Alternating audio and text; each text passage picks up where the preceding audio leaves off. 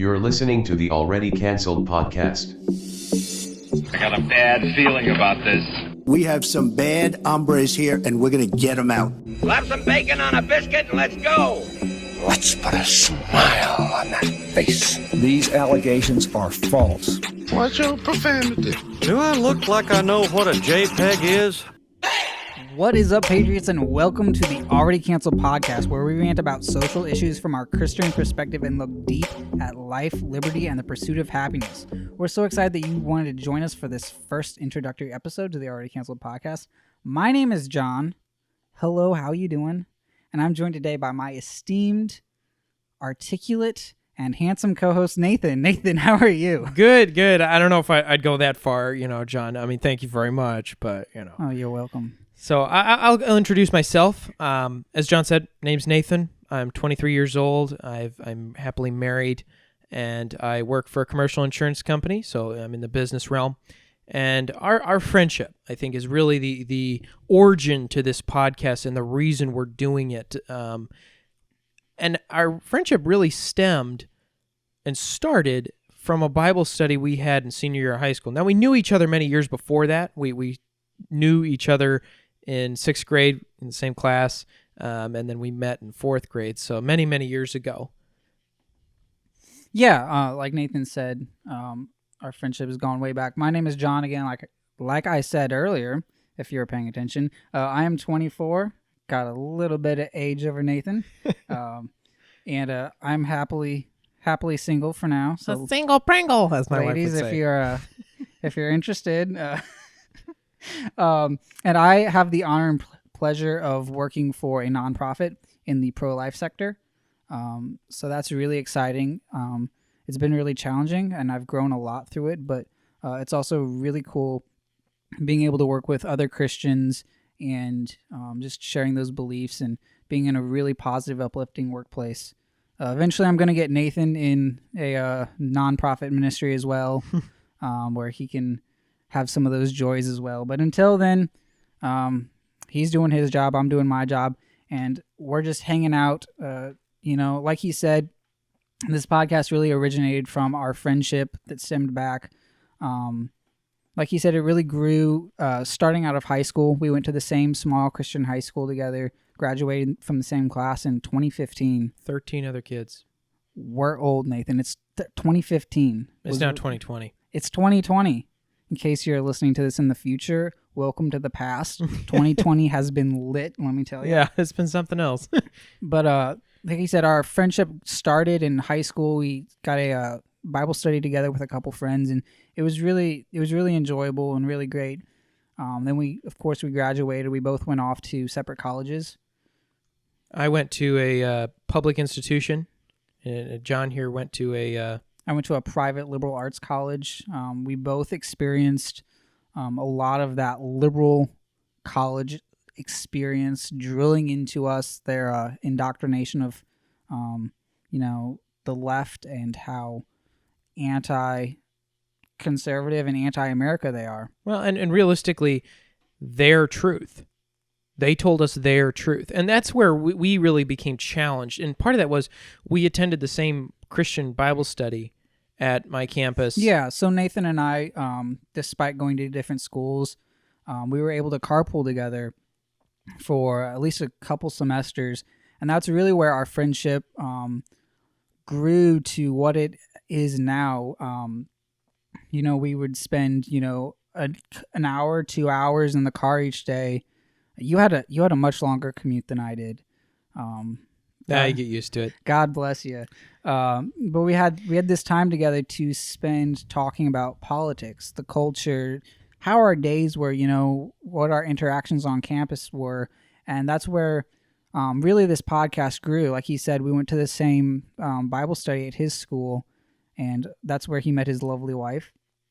And but even after that, we'd spend an hour in the car driving home. Then we'd spend another 30 or 40 minutes sitting in my driveway because we weren't done talking. We still had more stuff to talk about, and that's where the deep conversations happened. Well, and I think that's a fortunate thing for us because many individuals in this country and on campuses and in the workplace today don't have that other individual whether maybe they do with their wife or their parents, but maybe not. They don't have that other individual that they can really share the deep issues of life with.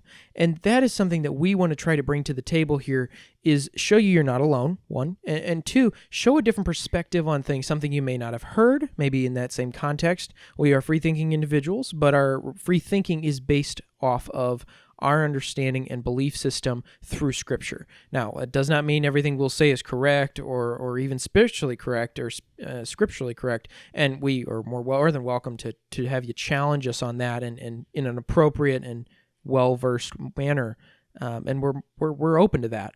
But having that ability to converse in college and even in high school through that Bible study we did allowed us to be more open with one another than most males in the 21st century are. Most males today, we're supposed to be the macho male. Oh, look at me, I can do all this stuff. Males are weaker than we let on, but we should be stronger than we are. And so both of those things present a challenge. And we really wanted to rise to meet that challenge and show you you're not alone. Yeah, it's very easy, whether you're at a liberal school, a conservative school, whether you're not in school. It's very easy, if you're a Christian, if you're conservative, if you hold more traditional values, to feel like you're not valued, that people don't want to hear what you have to say. And it's very easy to become isolated and to feel alone. And so Christian community is a huge part of, being able to grow into that. I think a lot of Christians fall away from their faith after they leave high school or head off to college because they don't have that fellowship, and also because they don't have a firm root or foundation in their faith. They never truly made it their own. And so we're here to challenge you to make that faith your own and to find that fellowship, whether it's in the communities around you or whether it's in this podcast. Well, and we also want to touch on not only the spiritual aspect of living in your day-to-day life, but we want to tie in the real-life issues of today. And so what that means is everything's politicized. Everything. It doesn't matter if it's music or sports, it's politicized. And so our whole purpose is we come at this as Christians first, conservatives second, and of course, we're human.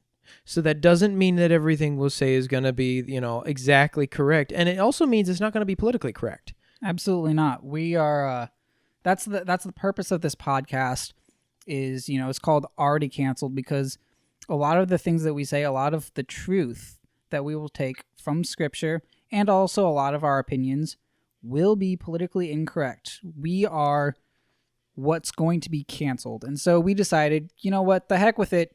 We're going to cancel ourselves. Cancel culture can, go take it elsewhere. If we're already canceled, they can't touch us. Therefore, we can be free to speak our minds and to speak the truth. Well, and it really boils down to, as Christians, we are technically aliens in this world. We should not be looking to conform to things of this world. That's not our purpose. Our purpose is to stand up for what's right and fight for it. And that's not going to be popular because we're going to challenge the status quo. And that means we're encouraging conservatives and Christians, okay? And whether or not you are a Christian, we hope that you stand for morally correct and right things. And that's another thing. Just because you're not maybe a Christian doesn't mean this is not for you. We're encouraging those who have a moral character to stand up for what's right, even if it means standing alone. That may even mean at your corporate workplace. That may even mean your job. But at some point, and I believe as an individual, and I don't know, John, if you agree with this, but it has come to a point in our culture where we need to stand. Someone has to take a stand, but in the right way. It doesn't mean we go out with signs and go crazy. It doesn't mean we yell and harass people. But what it means is we have got to fight for what's right. And finding out how to do that is the journey that we're going to take you on as we walk on it ourselves. Yes, we're not coming up here as preachers who know it all on our little soapboxes telling you how you should live and how you should do stuff. We're walking through this with you. We're challenging ourselves. We're challenging each other. We're living this out day by day. And our opinions and our thoughts on things will be ever changing as we go throughout this. But we're here. We've seen and lived through enough to say that we've had enough. We're ready to stand up for what's right and what's true, even if that means standing alone, and even if that means that the culture around us is going to cancel us and scream in our faces. But we've had enough. We're here to stand up for what's truth. Well, and realistically, we're going to talk about the social issues of the day. So that means the politics of the day, the issues of the day. Oh boy, Nathan loves politics. Oh, I do. I should say you should maybe define that. I love standing up for what's right. And I love knowing what's going on. Knowledge is power. Yeah. Okay. But actually knowing what you're talking about and being able to have an educated opinion on something is what we're going to develop.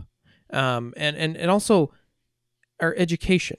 So a lot of those we may talk to might be in school. And even if you're in the workplace, you're told how to think, how to react. Even the media tells you that. So we can say the media is even in education because yes, it is. They want to tell you what's right and what's wrong. It doesn't matter where you go. The only unbiased one's C-SPAN when they don't have anybody talking. It's just showing what's going on. But you're going to be listening to an agenda. And so our challenge to you and to ourselves, this is something we're still working on though, is how to filter out what the media is saying, filter out their opinions, and how to think critically about what's going on around us. And to use that cognitive ability and logical thinking skills that God gave us and blessed us with to find the truth and not get bogged down by people's opinions and political commentary about things. And we hope to have guests on this show in the future that may challenge us and talk to us about race issues and have someone from that area of expertise who isn't a talking head on a news channel, is not Al Sharpton, is an actual person with their boots on the ground, understanding it and living a day-to-day life. Well, how does it affect those of us who are living a day-to-day life? All of the issues, right? It may mean pinging on people who don't necessarily agree with us. So, and part of that is we want to be rooted in Scripture, which means we also want to be rooted in church. Now, we also wanted to discuss the meaning of church today, how the church may or may not have failed, okay, and how they are succeeding or not succeeding. And how we as individuals can step into that role and help push the church further into success. Yeah, exactly. But success through Scripture and not through the worldview of our current culture. Definitely. Everything that we do, we're going to try to root in Scripture. Again, like Nathan said before, we're not perfect. We're not going to get everything right on this. We're still learning and growing as we do this. But it's a way to challenge ourselves and to challenge others and to really push ourselves to be more grounded, to be more rooted in Scripture. Because if we're out here, we're spouting this stuff, we got to be in it and we got to be learning it and pushing ourselves so we can go out and we can push and lead others. Yeah, and part of that is a lot of us as younger people, we have relationships with others, whether or not it's dating or just friendships or marriage even. The church, and to tie in with this, doesn't really address relationships to the extent I think it should. Okay, and that's a personal opinion, right? Okay. And of course, it depends on what church you go to and where you're at. And, my church is fairly small and there's not a lot of people my age, which, is something I'm definitely looking for more now than I was, previously. Well, and a lot of churches try to talk to a diverse audience of older married couples or just older people, younger people, children, and middle-aged. And they realize they don't seem to comprehend, and maybe they just don't think about it this way, so maybe it's not necessarily their fault, that talking about dating and relationships is just as applicable to those who have been married for 80 years as it is to those who are dating for the first month or even first week. Because I think if we talk about relationships, we're going to talk about our friendship, our relationship. I'm going to talk about a relationship as being married, newly married, and understanding and working through those difficulties without too much detail. And we're going to talk about, what it's like to be dating. John and I both have experience with that. And how Scripture teaches us what to do, what not to do, and why it's rewarding to follow Scripture, because that's the part we fail on. And we'll be challenging, some of the cultural norms and the ideas that the culture has taught us and we have gotten ingrained in our minds of what relationships should be like and how things should go. Because quite often we don't even realize how much lies they fed to us. And so once we dig into Scripture and we start digging into this, hopefully we can uncover some of that truth for ourselves and for you guys. So for a political commentary, for a Christian commentary, and for a commentary about life, join us as we pursue truth and challenge the cancel culture around us. It's going to be a long ride. It's going to be fun. I'm excited for what's ahead. Nathan, I'm looking forward to this. There's nobody else I'd rather be doing this podcast than with you. Thank you, John. Thank you. Same to you.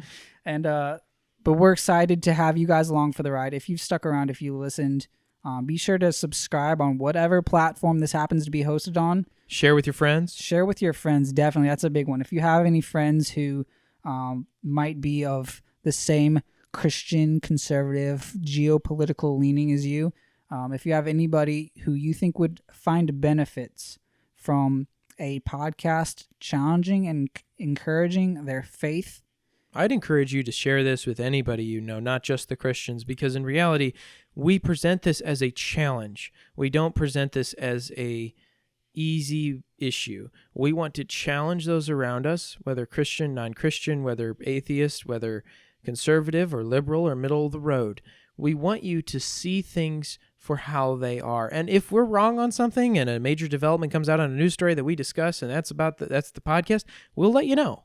We will own up to our mistakes. But yes, I agree. Share this with everyone you know. And stay tuned for some more exciting content. We've got so many topics we want to discuss. They're falling out of our ears. Our brains are oozing out of our heads. And we've only got less than 50 days to go for the general election in the United States, where it's Donald Trump versus Joe Biden. Boy, howdy, it's going to be exciting. This is going to be a crazy road. If we think 2020 has been wild so far, buckle up, guys. It's going to get lit. And not necessarily in the good way either. It's going to be crazy. So we're excited to have you guys along with us for this crazy, wacky ride. And just to end things off, I want to read a quick scripture to you guys that we found that really seems to encapsulate what we're trying to do and what we think is good. From the end of 1 Timothy, Paul's final charge to Timothy, he says, "Guard what has been entrusted to your care. Turn away from godless chatter and opposing ideas of what is falsely called knowledge, which some have professed and in so doing have wandered from the faith." We're here to guard the truth, to stand up for it, and to turn away from the godless and worldly chatter that has drawn so many people away from the faith. Thank you guys for listening. Thank you for joining us. And tune in next time for another episode of the Already Canceled podcast. Fellas, you have got what appears to be a dynamite sound. I can't believe you've done this. Thank you for your patronage. I'll be back. Oh, that's hot.